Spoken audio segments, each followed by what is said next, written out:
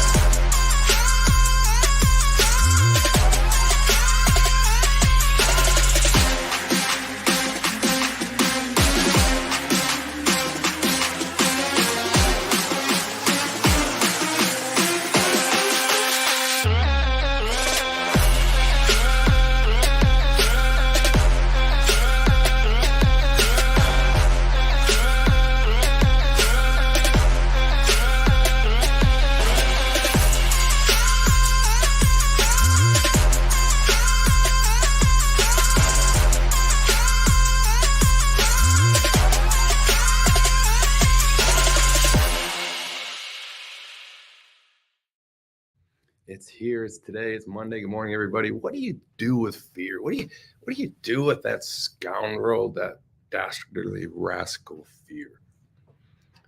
I don't. This morning kind of rolls up on me like it does every morning.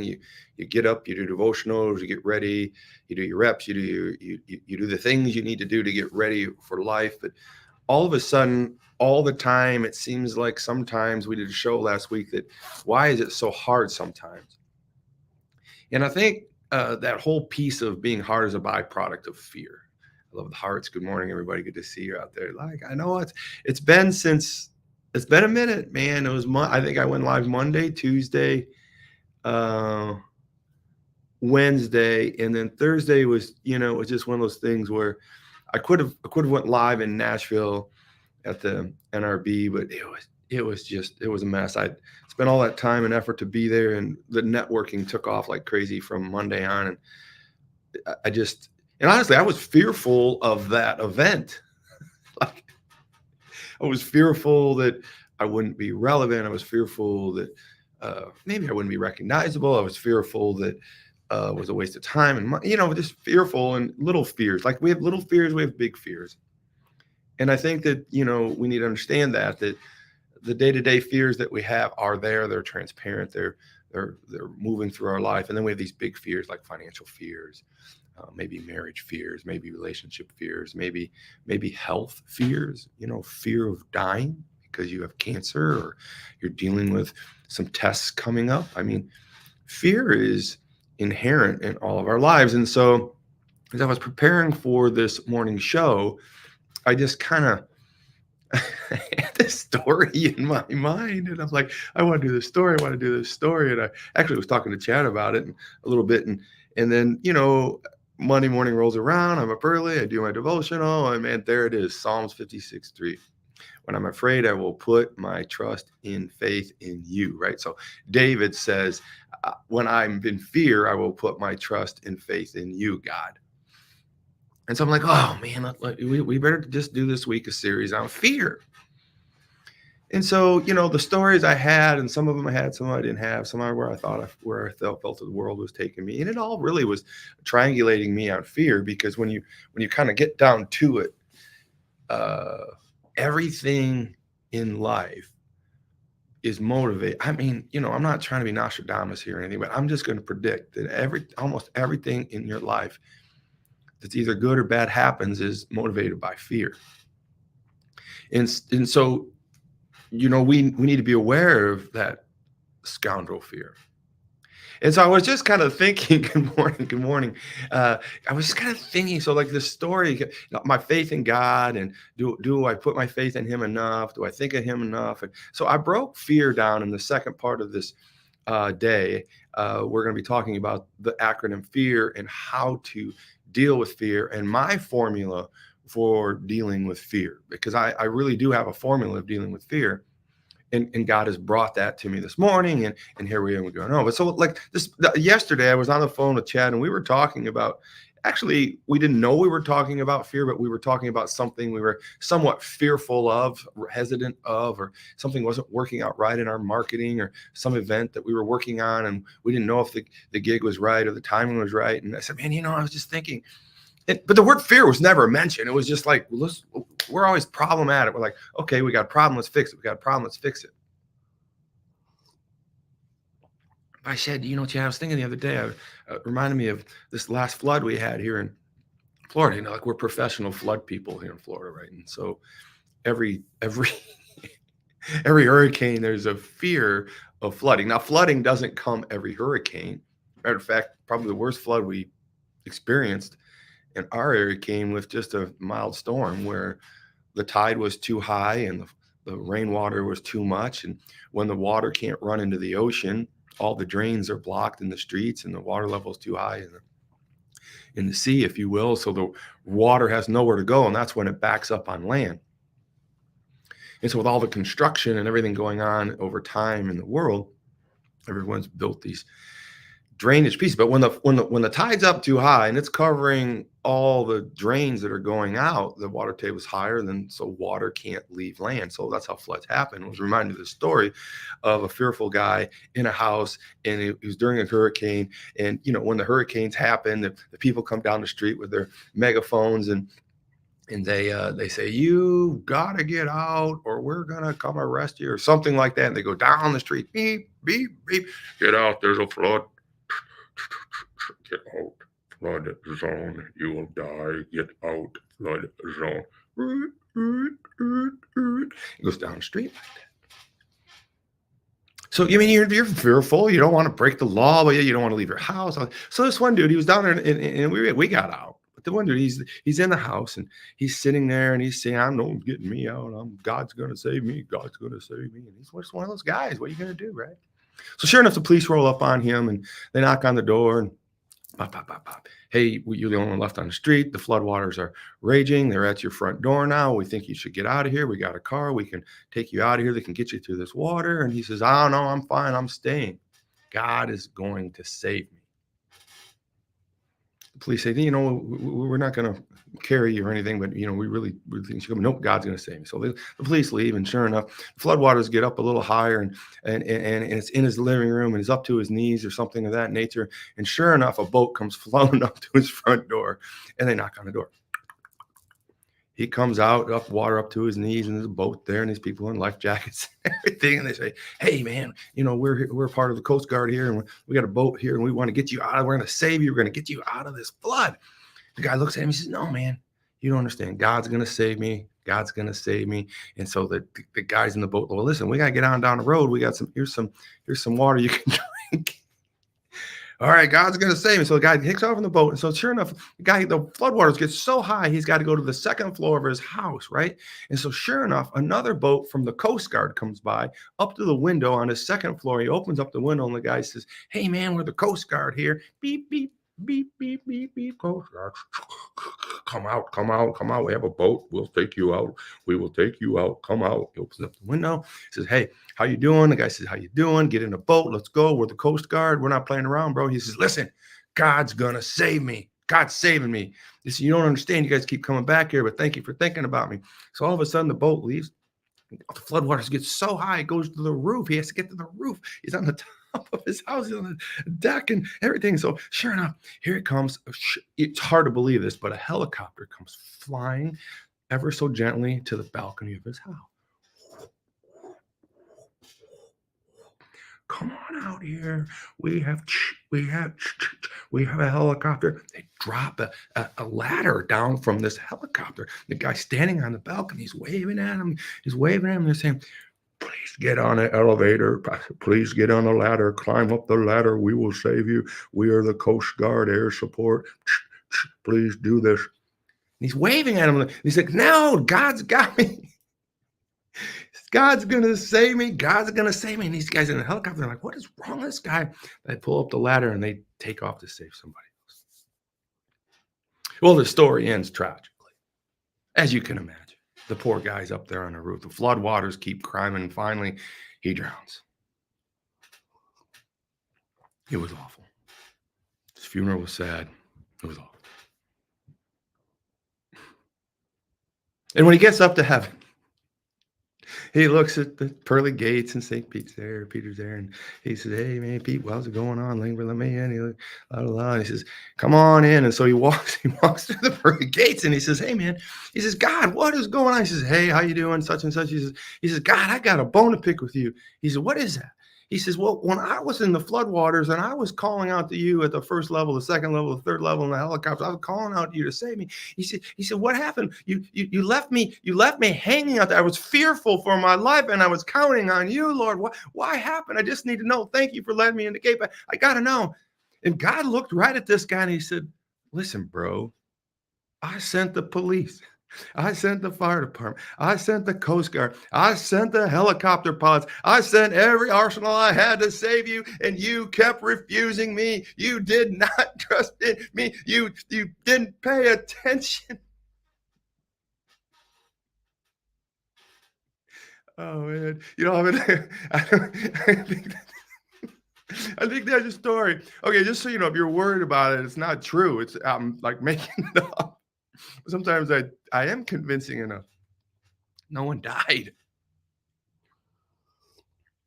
At least not in this story. No one died.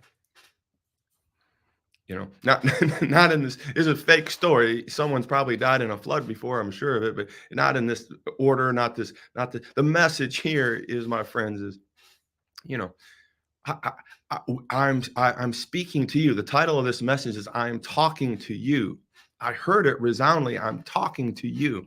And so what I wanted to do was set up today's show. I wanted to set up today's show with, man, is God ever talking to you? Is he ever helping you push through your fearful moments, or do you not go to him in your fearful moments? Are we dealing with Psalms 56:3? Are we dealing with life in such a way that we're like blind or impervious to where even God is? Do we think sometimes we're talking to God, but we're not listening to him? And he has to say, I was in my sleep when I came up with this title 3 days ago. I was like, oh, you're gonna speak. I'm talking to you. So I'm talking to you today. Come on now, somebody. It's a Monday morning. We got lots of people on here. We're going to have a lot of fun. We're going to talk about your fear. How is God talking to you? I think you better pay attention now. Preview. Todd is not only a remarkable, successful 30-year titan in business with having multiple businesses that generate multiplied millions of dollars. And if that plan happens to be to build $1 million company, which I can help you do. But he's humble. He's a man of God. He's a family man. The world's news organizations are built on everything but positivity. He is an influential entrepreneur and business figure for over 30 years. I've got to forecast. I've got to pronounce. I've got to project. I've got to share with you my ideas, my vision, my goals for not only myself, but for you. That's why he's came up with his incredible concept of taking and creating a platform for people that are wired differently. And you got to understand that your habits of your person and your habits of your business and your habits of your spirituality have to lead to the North Star of who you are. We need to figure out who we want to be in life.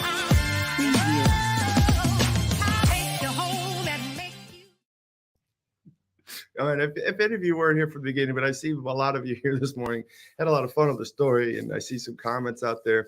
And I think we're all in this boat where we don't know.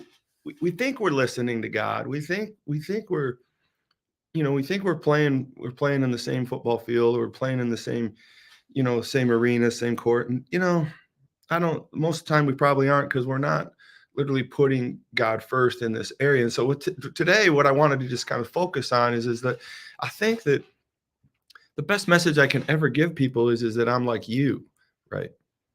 And so I fail like you, I succeed like you, I cry like you. I'm wired differently, right? And you're wired differently. And we're just different, right?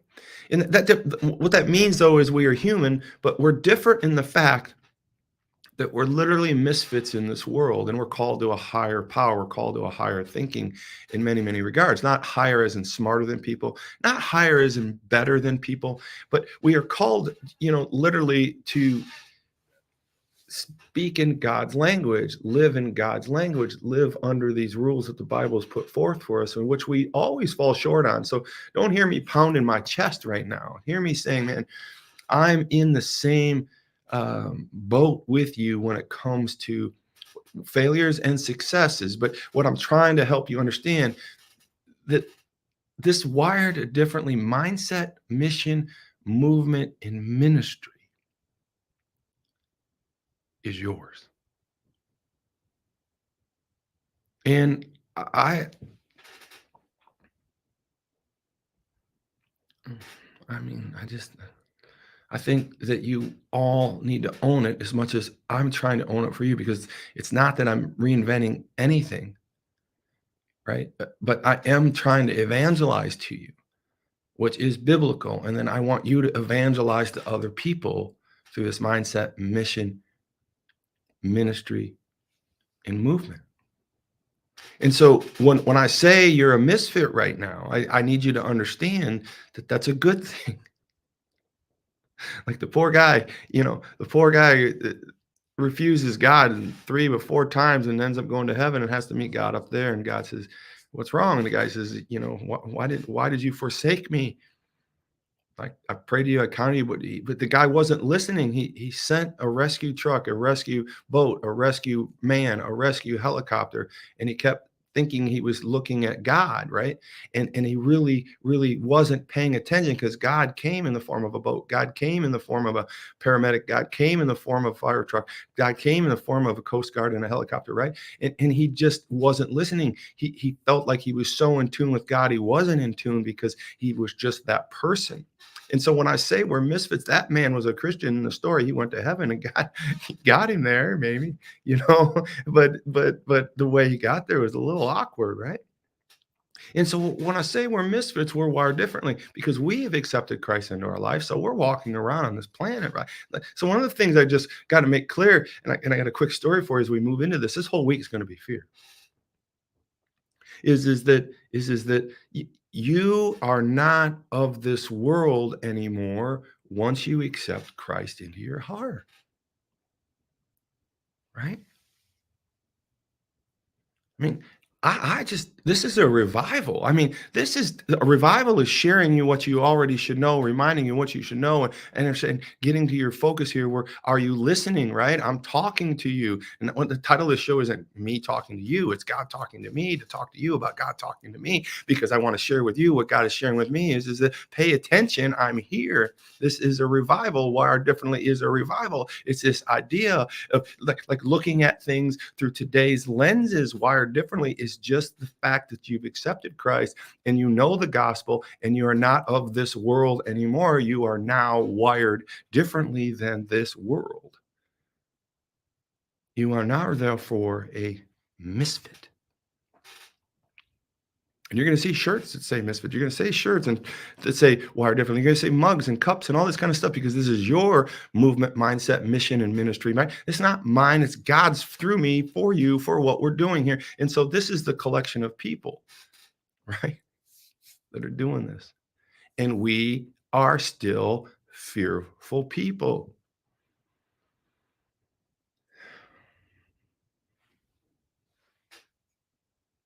We're just misfits in the fact. But since we're misfits, since we're wired differently, we have different weapons to deal with fear. Right? We have different utilities. We have different tools to deal with fear. The fact that you're wired differently in a misfit doesn't mean that you won't have fears in life. King David had fears. Psalms 56:3. David's praying to God. He says, like, when I'm afraid, I will put my trust and faith in you. And that's the Bible verse that really shoved me, pushed me, motivated me into this direction for this week about fear. It's like, man, David had fear? Oh boy, did he. He had fear. He was a little boy, and the biggest, probably fearful moment of his life was he was picked to slay the giant. Fearful. Put my trust and faith in you. became a king. He had many armies against him and people against him, and I put my faith in you. Now, David was a sinner, probably one of the most famous sinners in the Bible. With Bathsheba, sent a man to die on the war line defending his country so he would be killed so he could be with his wife. Bad man. Don't want to talk about that. But he's human. Somehow God redeemed him from that, made him one of the greatest leaders in the Old Testament. He had fears, and he wrote most of all the Psalms. I'm guessing it's more than 150 Psalms. He wrote most of those Psalms. And here's the one I'm sharing with you. When I'm afraid, I will put my trust and faith in you. And so I think this is kind of an oxymoron into the fact that, well, like, how do you deal with fear? Well, where I'm going to end up with this, but I want to actually not end up in a place that you all need you to do. But I want you to understand that all of us fall short of ending up where I'm going to tell you to end up, because you already know that's where you're supposed to go, but we don't do it. We don't do it.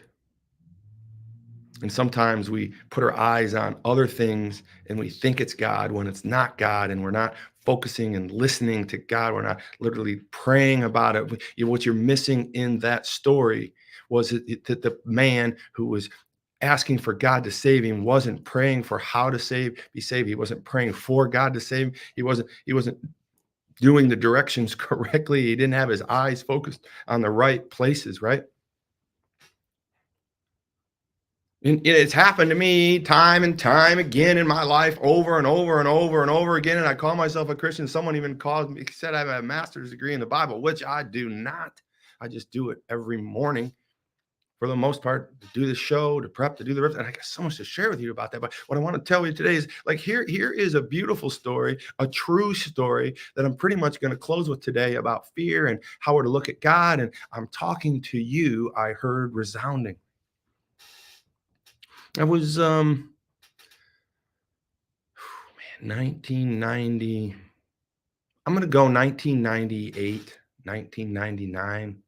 I'd finally kind of cracked the outer shell of making X amount of dollars, $100,000 or more in my business. And it was a really big time for me, but I was in a rough slump and my pipeline was rather lean. And I had drove out to Cleveland and I was feeling the demons of depression, right?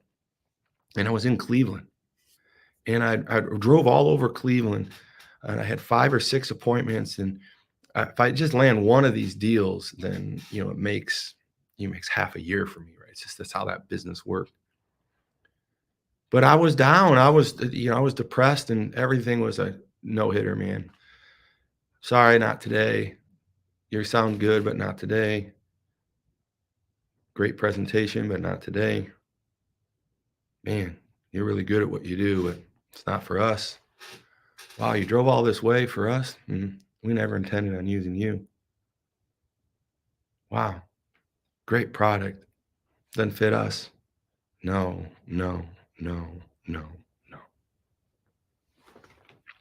you can understand when you have 2 babies and things go in the way they go, and you need things to happen. You can get depressed. So I was over in Cleveland and I was working my way home, and I remember just thinking, I was praying to God, and I was like, God, man, what is going on here? Why is my life this way? Why am I going through this? Why are things this way? I mean, why can we be so up and so down? And now I got to go home and tell my wife that I didn't have a sale. And I got to tell my wife that we're going to be tough on making this house payments in this regards and this investment and this and that. And listen, I didn't have tons of money. I had lost everything up until this point. We finally got to a point where we were literally losing everything in our life, to a point where we had some money. And when you say you're making $100,000 a year, you don't make it all at once. It comes out over time. And your job is to build it. And gratefully, by the grace of God, that industry that I was cracking open in 1997, I started in 1994, has become Payserve Systems, one of the best and largest 1,000 or more payroll providers, human capital management companies in the country, right? But it wasn't back then, because I was selling stuff for someone else to get out of the drink. And I remember just being so desperate, like, God, I can't go bankrupt again. I can't file for, I mean, it never went bankrupt, but I was in that position and I paid everybody back over 15 years, right? But man, I can't be a loser again, Lord. I just can't. I just done this twice, and I've got to go home, and I'm gonna get there, and I got to tell my wife that I'm struck out. God, why am I alone? It was a winter day, and I was coming through Cleveland, and I remember thinking, God, just tell me, please, that you're there. I need to hear from you. I want to listen. I want to know that you're there. I want to see you. I've been praying for these deals. I've been praying for these deals. I've been praying, I've been working, I've been doing all the reps of doing anything, and I get nothing. Please, just it's cloudy.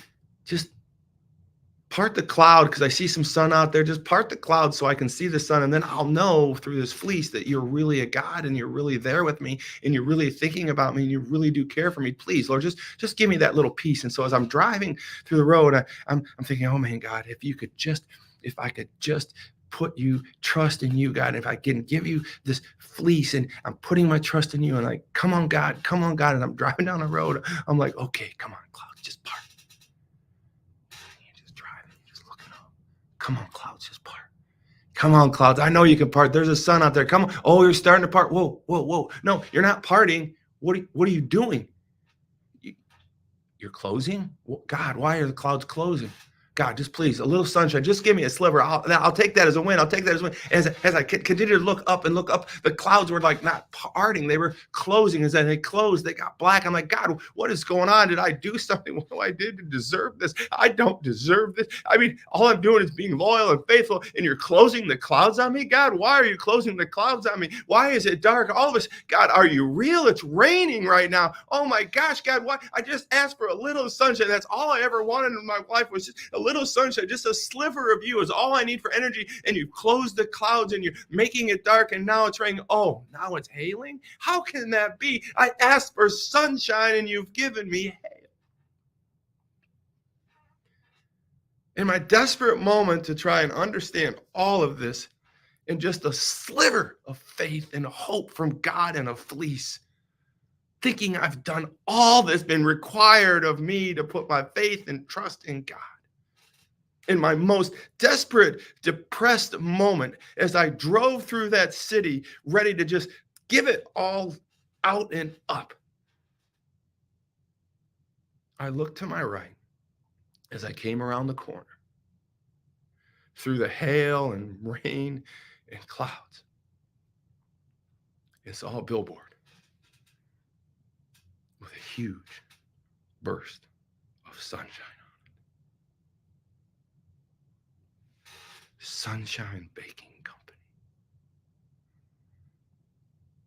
I cried. I wept. I was so joyous. I was so grateful for God. I was so grateful for that fleece.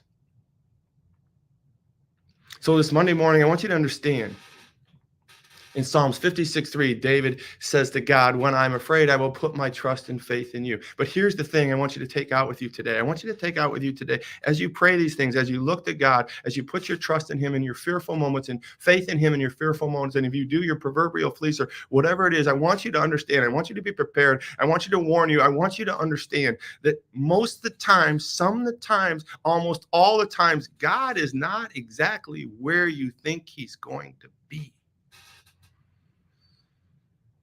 Oh man, the guy drowned on the top of his house was looking for God somewhere else, right? So sure of it. And the salesman, Todd, was driving through Cleveland looking for God in the part of the sun and the sky and all the just a little sliver. Todd would have taken any little smidgen of sun ray and ran with it. But God said, no, I'm not going to give you anything that you could think or transpose or even give any credit to that being me. So what he said to me was, I'm closing the clouds. I'm not opening the clouds. I'm making them dark. I'm making them clear. I'm going to make it hail. I'm going to make it rain. I'm going to make it very thinking clear to Todd that I am not where he thinks I am going to be all the time. But when he comes around the corner, I'm going to show him my love in a billboard. The last place Todd would see sunshine. So where are you in your fear mentality? Where are you in your walk with God? Where are you in your ideas of how faith and prominence of God fits in your life? And more importantly, when you're afraid and you decide to put God in trust and faith in him for you, are you open to where God will show up? Right? Are you open to the idea that God is omnipotent and he is in control and he will do it the way he thinks it's best for you? Well, it's a great show this morning, great lesson. And I guys didn't plan to go there. I got fear for you tomorrow, Wednesday and Thursday. That's a good kind of fear. I hope you love these stories. Check this outro. We'll see you tomorrow at 9 a.m.